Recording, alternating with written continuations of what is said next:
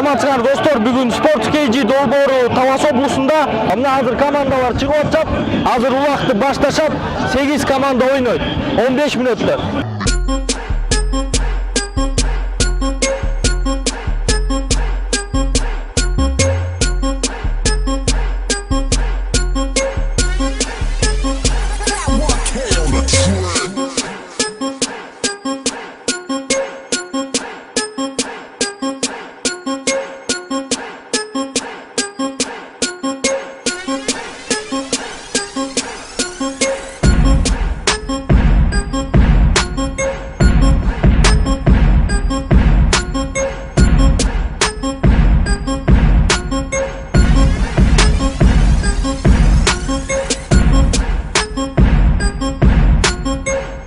Бүгүн бизде конокто Талас Бегалиев, Талас облусунун Көкбөрү федерациясы боюнча федерациясынын президенти. Талас мырза, бүгүнкү оюн тууралуу айтып берсеңиз, бул эмне оюн, эмненин негизинде өтүп атат? Бул жыл эле өтүүчү өзүбүздүн областтын биринчилиги Талас районунун кезеги келди. Бул чечүүчү эң акыркы турнирибиз.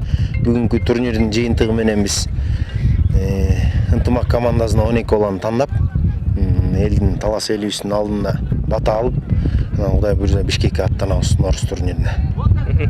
Негизи эле ушул ойноп жаткан командалар көчмөндөр оюнуна барып калышы мүмкүнбү? Жылдагыдай эле Норус, анан 9 май турнирдин жыйынтыгы менен уткан команда Кыргызстан курама командасын төптөйт. Кудайым буйрса ошо 50%-ын ушул уткан команда түзөт. Ийгиликке жетсек, Кудайым буйрса толук мүмкүн көчмөндөргө ушул биздин жигиттер ойноп калышы мүмкүн. Талас мырзанан бизди көрөрмандарды кызыктырган бир суроо бар. Ошол көк пара оюну болгондо былтыр Казакстанда, ошондо сиз дагы ошо катышып барып жүрдүңөр эле. Ошол жактан Кыргызстандын курама командасынын утулуп калышынын себеби эмнеде болду? Көкбөрү боюнча. Себептерин бардыгы өзүңүздөргө белгилүү. Ал жерден көп казак туугандардын тарабынан нарушениялар болду. Ошол эле биз тартып жүргөн стандартный 35 килограммдык муляж деп туруп, салмагы адан бир кыйла оор болуп калды. Андан башка да себептери толтура мүрсөсү менен утулуп калдык. Ошол утулуп калган өзүбүздүн тарткан, жеңилүү тарткан ызабызды быйыл ошо Норус турнирине жакшылап даярданып утуп туруп, көчмөндөрдө казактардан кайра ошол өчүбүздү өзүбүз алсак деген максатта быйыл ошон үчүн катуураак даярдык көрүп атабыз. Көкбөрү оюну негизи эле мындай акчаны чоң талап кылган спорттордун катарына киреби? Ооба. Эмнеси менен? Эң туура белгилеп кеттиңиз. Анткени бул башка спорттордон өзгөчөлөнгөнү, бул жерде ат менен бала бир эле бала болуп эсептелет, бирок аттардын бааларынын өсүп кеткенин өзүңүздөр көрүп атасыздар. Аттарды багуу, дарылоо, ошол командага дайындоо эле бул көп каражат талап кылат. Мисалы, ушул Талас облусунда эң кымбат ат деп аталган эң мыкты ат деген баасы канча?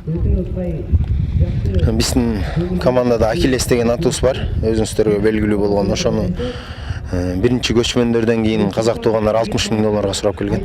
Бирок биз ал атты сатканга даяр эмеспиз, ал ат сатылбайт. Ошон үчүн баасы дагы толук билине элек. Мисалы, айтып атасыңар, Норузда ошол эмеге барабыз, Норузда оюнга депчи.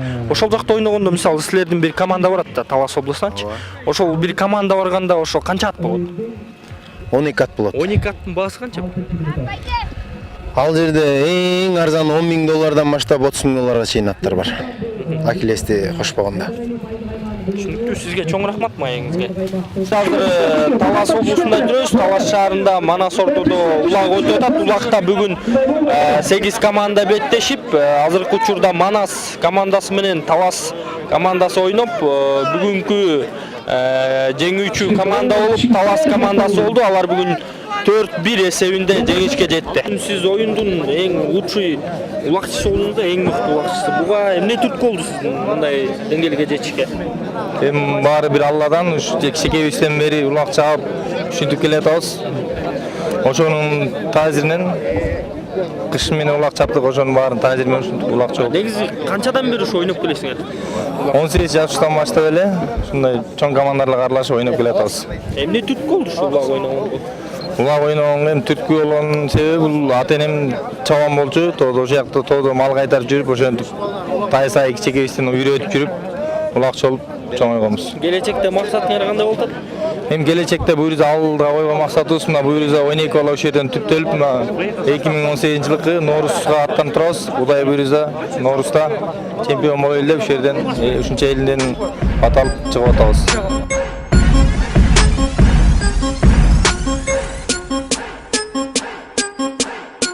Биздин ушул улуттук спорт оюнунда сизге эмнеси жагат улактын? Чыныгы кыргыздын ким экенин дагы билдирген ойын.